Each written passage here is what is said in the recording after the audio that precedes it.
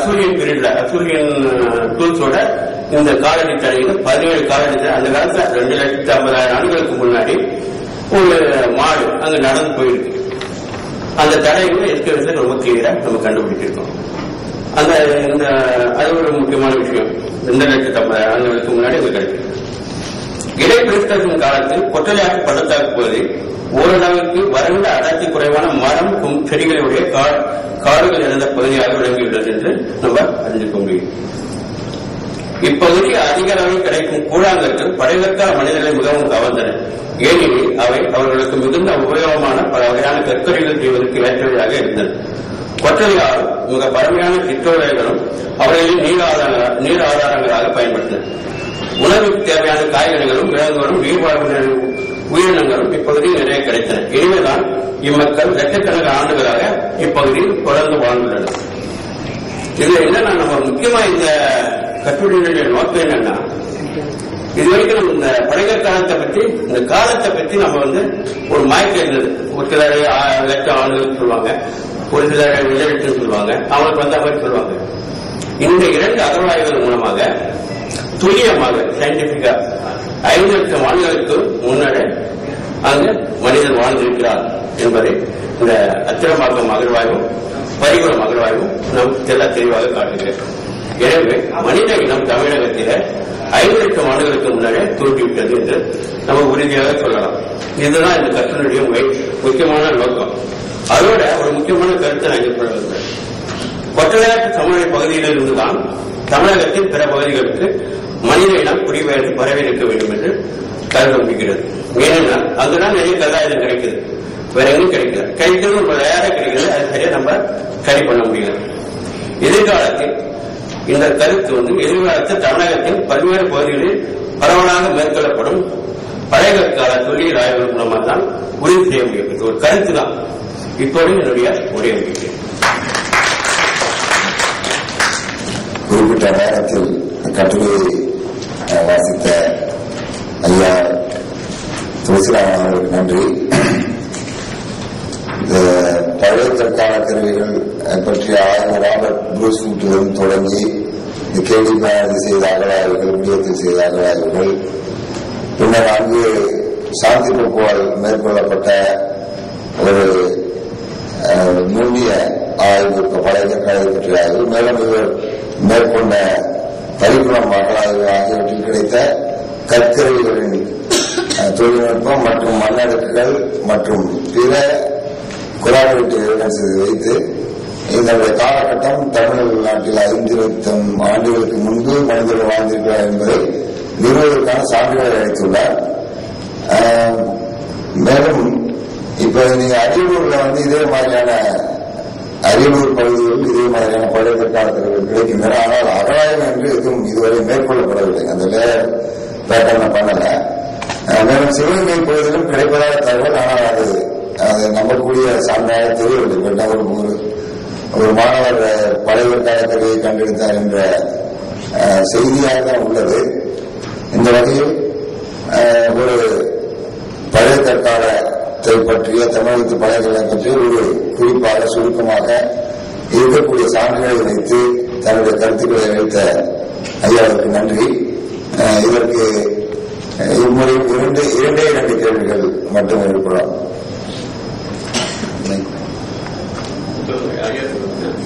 கேள்வி என்னங்க, ஒரு சின்ன பேட்டு அவங்க அச்சய பாத்திரம் மாதிரி அந்த கொத்தலையாத்து படுகையான வடமதுரை திருப்பாக்கத்திலாம் யாரு போனாலும் இன்றைக்கு கூட இந்த பழையற்கால ஆயுதங்கள் கிடைக்குதுங்க. குறிப்பாக மழை பெய்த பின்னர் நாங்கள் ஈரோட்டிலிருந்து ஒரு உயிரிழப்பு அருங்காட்சியகத்திற்காக இந்த பேகல் போட்டு வச்சிருக்க பணத்தை எடுப்பது போல சென்னைக்கு சென்று அந்த கொத்தலையாத்து படுகையில் 3 முறையும் பழக்கற்கால ஆயுதத்தை எடுத்துக் கொண்டு வந்தோம். ஆனால் அகழ்வாய்வு செய்ய வேண்டியதில்லை. நீங்கள் ஆர்வமானவர்கள் அங்கே சென்று அந்த பழங்கற்கால ஆய்வு தேடலாம். மனித பொக்கிஷத்தை நீங்கள் கண்டு மகிழலாம். அவர்களுக்கு ஒரு சிறிய வேண்டுகோள். தொல் ஆய்வுகள் பற்றி நிறைய செய்திகள் சொல்லுங்க.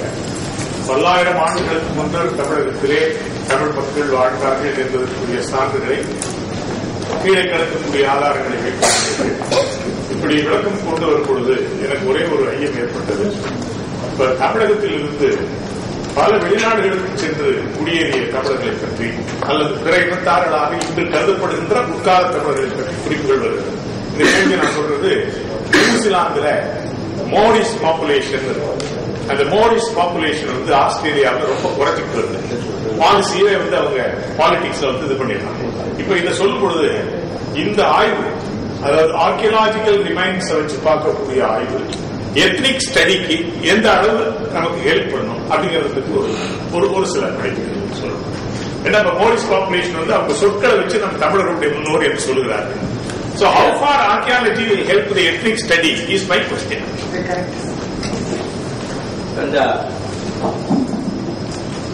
என்னுடைய ஆராய்ச்சி கட்டுரை முழுக்க லட்சக்கணக்கான ஆண்டுகளுக்கு முன்னாடி தமிழகத்தை வாழ்ந்த மக்களை பற்றியது. நீங்கள் கூறுவது வந்து ஆயிரக்கணக்கான ஆண்டுகளுக்கு முன்னாடி இருந்ததை சொல்றாங்க. நாங்கள் சொல்ற இந்த கட்டுரையுடைய இதுவே வந்து லட்சக்கணக்கான ஆண்டுகளுக்கு முன்னாடி வாழ்ந்த பழையற்கால மனிதர்களை பற்றி சொல்றது. பழையற்கால மனிதர்கள் பயன்படுத்திய எப்படி இருந்தாங்க அப்படின்றத பத்தி எத்னோ ஆர்கியாலஜிக்கல் அப்படின்னு சொல்லி நான் கூட ஒரு கட்டுரை எழுதியிருக்கேன். வந்து அந்த பகுதியில பாளையம்னு ஒரு ஊர் இருக்குங்க. அங்க வந்து இப்ப கூட வேப்பஞ்சீரை கொடுப்பாங்க. அதாவது உடல்நிலை சரியில்லாதவங்களுக்கு ராமனுக்கு வேப்பஞ்சீரை கொடுப்பாங்க. வேப்ப இலைகளை மட்டும் ஆடைகளை கட்டிட்டு போயிட்டு வருவாங்க.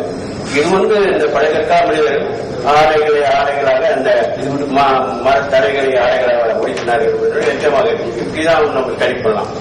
இதுக்கு நான் சொல்றது, நான் என்னுடைய டைம் முழுக்க ஒரு சயின்டிபிக் ஸ்டடி எஸ்கவேஷன்ல கிடைச்ச கல்லாயங்களை வச்சு அந்த காலத்துல என்ன மாதிரி சூழ்நிலை இருந்திருக்கும், அந்த கால மக்கள் எப்படி இருந்திருப்பாங்க, அந்த கல் ஆயுதங்களுடைய பயன்பாடு எப்படி பண்ணலாம்.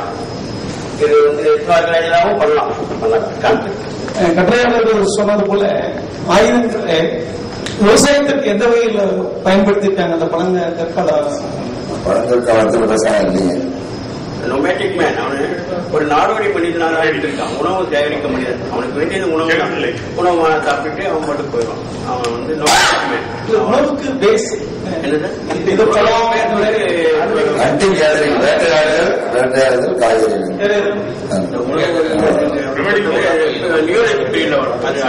புதிய கற்காலம். நன்றி ஐயா துளசிராமன் ஐயா அவர்களுக்கு.